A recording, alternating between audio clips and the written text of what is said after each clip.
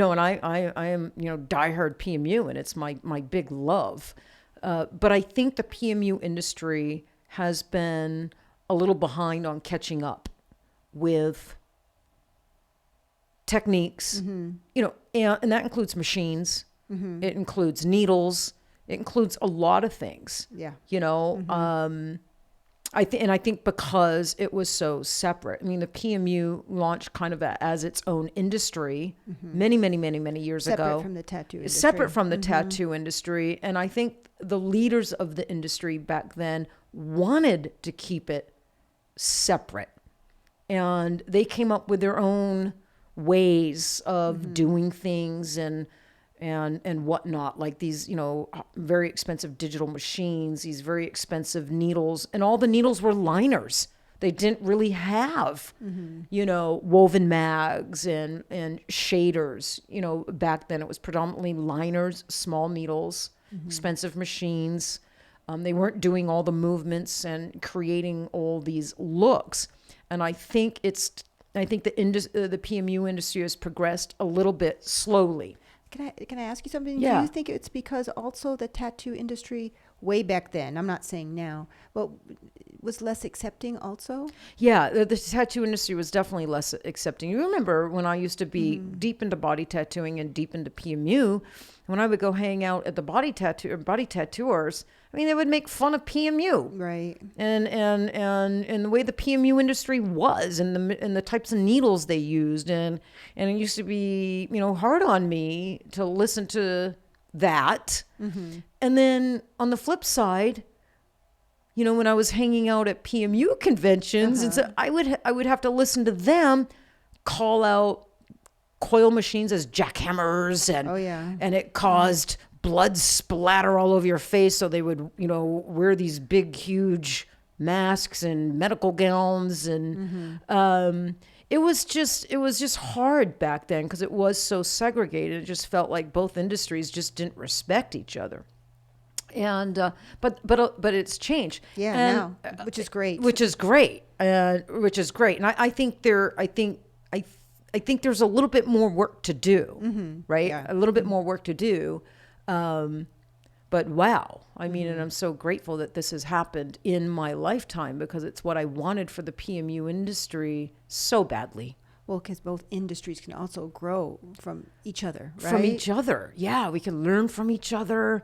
And I mean, and I'd like to think, and I hope this doesn't sound arrogant, but I would like to think that I had something to do with the growth of PMU, like introducing, these movements and teaching them to everyone that I came across, diluting pigments. Everybody in PMU that I was hanging out with in PMU 20 years ago thought I was out of my mind weakening pigments and diluting pigments, because back then it was taking, the typical PMU artist 3 sessions. Right. I remember taking a lip class. Yes. And them saying, "Oh, it's normal to have to do a lip 3 or 4 times." I'm like, "Oh, hell, not in my world."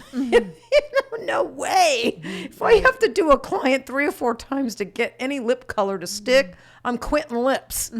Yeah. And that's when, and my lip work changed overnight the minute I got bigger needles and those circular movements, the whip shading movements in my hand, and started, really, putting those to practice. But yeah, so I think the PMU industry has been a little resistant in accepting and trying these new techniques. It is changing, but I think they've been a little resistant. But look at them now. Most of the industry now, I mean, come on, we're using these pens and modern rotary machines. Fantastic machines. From fantastic machines that are a fraction of the price. High quality.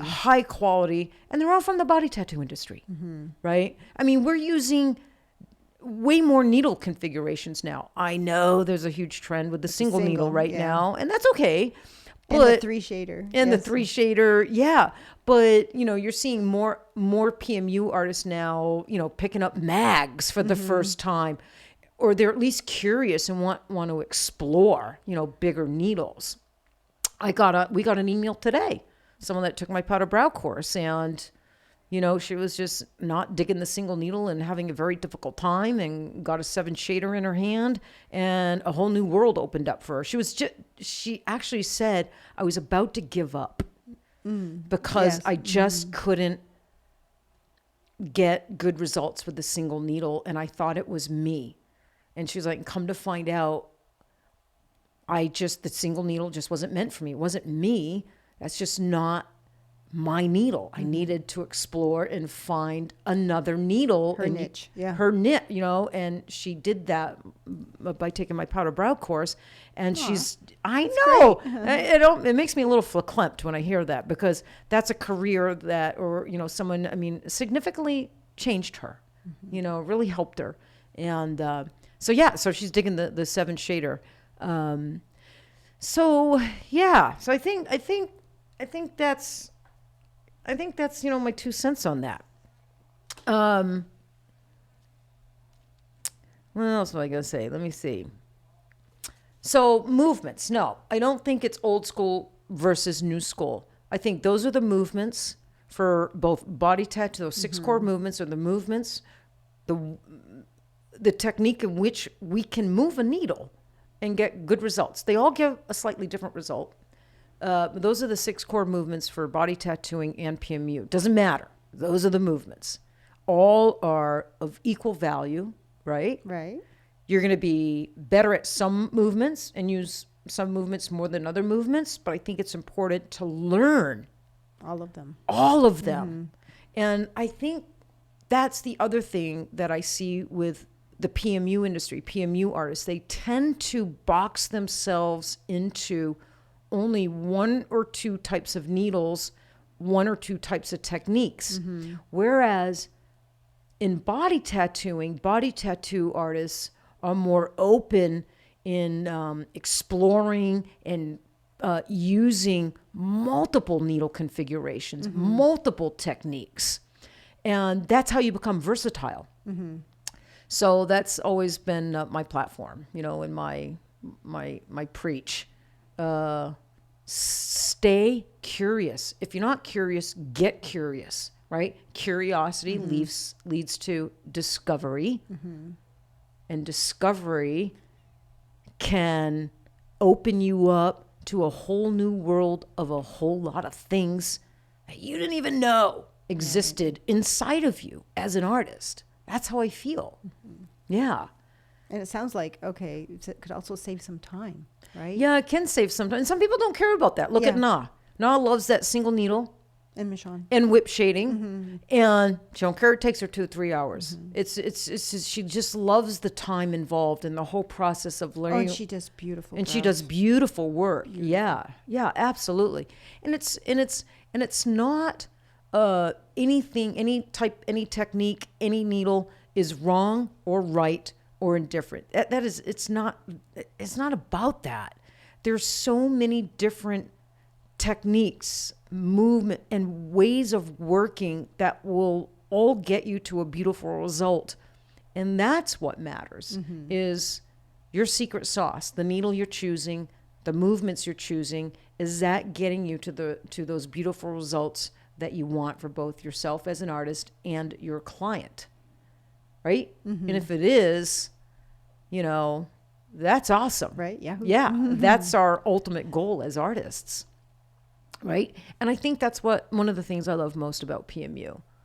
It's just fascinating how many different artists work so differently and are all producing beautiful results. It just fascinates me. And I love watching artists and So many talented artists. so now. many So talented artists many. that do things so differently than I, and their work is so beautiful. Stunning, yeah. It's stunning, and it's just intriguing and fascinating, and it's one of the things I love most about PMU. And I love learning from those artists that do things very differently than I. Right. Love learning. Not going to learn, you learn more from artists and people that do things differently than you, rather than The same. the same, right?